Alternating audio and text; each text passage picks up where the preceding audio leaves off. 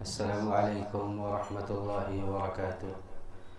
الحمد للہ رب العالمین والصلاة والسلام علی سید الانبیاء وافضل المرسلین نبینا محمد وعلی آلہ واصحابہ اجمعین، اما بعد۔ محترم ناظرین کرام، یہ اللہ رب العزت والجلال کا طریقہ ہے کہ وہ مختلف چیزوں کو مختلف چیزوں پر فضیلت دیا کرتا ہے۔ کبھی کسی مہینے کو کسی مہینے پر، کسی دن کو دوسرے دنوں پر، یہ اللہ کا طریقہ ہے۔ تو ہم اور آپ آج جس دن میں ہیں، جسے ہم جمعہ کا دن کہتے ہیں، یہ جمعہ کا دن یہ اللہ رب العزت والجلال کے یہاں سارے دنوں کا سردار ہے۔ یہ سارے دنوں سے افضل اور بہتر دن ہے۔ اس دن کے بارے میں نبی علیہ الصلاۃ والسلام نے ارشاد فرمایا کہ الجمعۃ الی الجمعۃ کفارۃ لما بینہما، کہ ایک جمعہ دوسرے جمعہ تک کی گناہوں کا کفارہ ہے، جبکہ کبیرہ گناہوں سے پرہیز کیا جائے۔ جبکہ کبیرہ گناہوں سے پرہیز کیا جائے تو یہ جمعہ دوسرے جمعہ تک کے گناہوں کا کفارہ ہے۔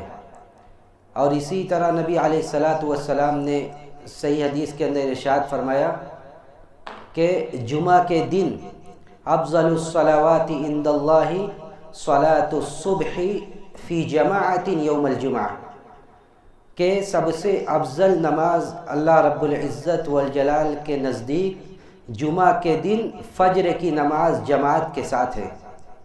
تو اللہ رب العزت والجلال نے جمعہ کے دن کو بہت ساری خصوصیت سے نوازا، بہت سارے فضائل سے نوازا، اس لیے کہ یہ سارے دنوں میں، ہفتوں میں سب سے بہتر اور افضل دن ہے۔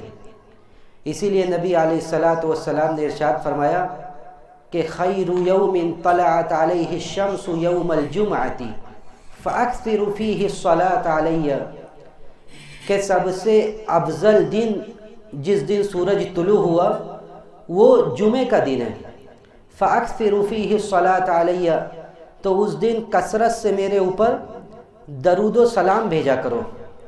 تو جمعہ کے دن کی ایک بڑی فضیلت اور ایک بڑی سنت جو نبی علیہ الصلاۃ والسلام نے بیان فرمائی وہ یہ کہ ہم جمعہ کے دن کثرت سے اللہ کے رسول صلی اللہ علیہ وسلم پر درود و سلام بھیجیں۔ یہ اللہ کے رسول صلی اللہ علیہ وسلم نے ہمیں اس کا حکم دیا ہے، اس لیے ہمیں اس میں قطعاً بخیلی نہیں کرنا چاہیے۔ جب بھی موقع ملے ہم اللہ کے رسول صلی اللہ علیہ وسلم پر درود و سلام بھیجیں اور درود و سلام پڑھیں، اس لیے کہ یہ دن بہت ہی فضیلت کا دن ہے، یہ دن بہت ہی افضل دن ہے اللہ کے رب العزت والجلال کے نظر میں۔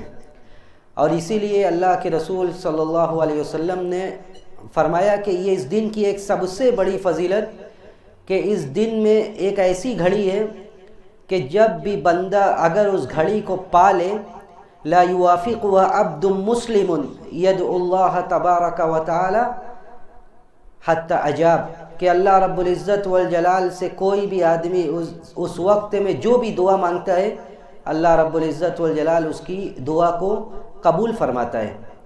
اب سوال یہ ہے کہ یہ قبولیت کا یہ وقت کب ہے؟ اس کے لیے بخاری اور مسلم میں دو الگ الگ طرح کی روایات آئی ہے۔ بخاری کے اندر یہ روایت ہے کہ یہ گھڑی جس میں اللہ رب العزت والجلال دعا کو قبول فرماتا ہے جمعہ کے دن، یہ گھڑی بخاری کے روایت کے مطابق عصر کے بعد کا وقت ہے۔ عصر کے بعد کا وقت ہے، یعنی عصر کے بعد سے شروع ہو کر مغرب تک۔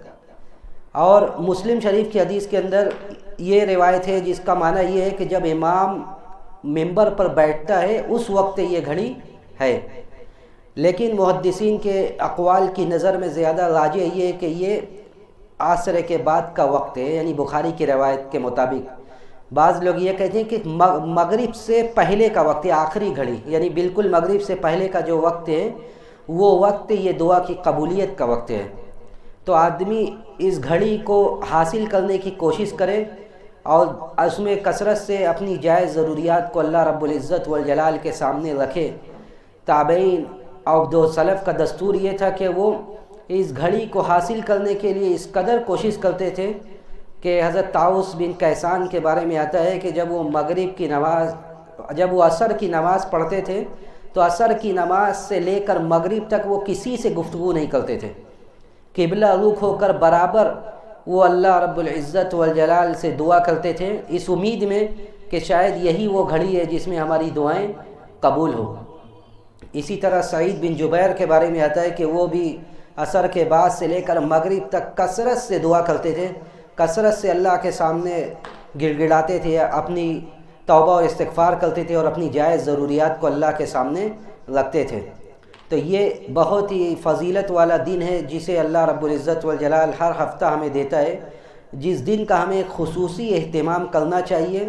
اس دن کا خصوصی اہتمام کر کر ہم اللہ رب العزت والجلال کی رضا اور اس کی خوشنودی حاصل کر سکتے ہیں، اپنی جائز ضروریات کو، اپنی دعا کو اللہ کے سامنے رکھ سکتے ہیں۔ اللہ رب العزت والجلال انشاءاللہ ہماری دعاؤں کو قبول فرمائے گا۔ ہم اللہ رب العزت والجلال سے یہی دعا کرتے ہیں کہ بار الہ تو ہمیں اس دن کا اہتمام کرنے کی توفیق نصیب فرما اور ہمیں وہ گھڑی نصیب فرما جس میں دعائیں قبول ہوتی ہیں۔ وآخر دعوانا ان الحمد للہ رب العالمین۔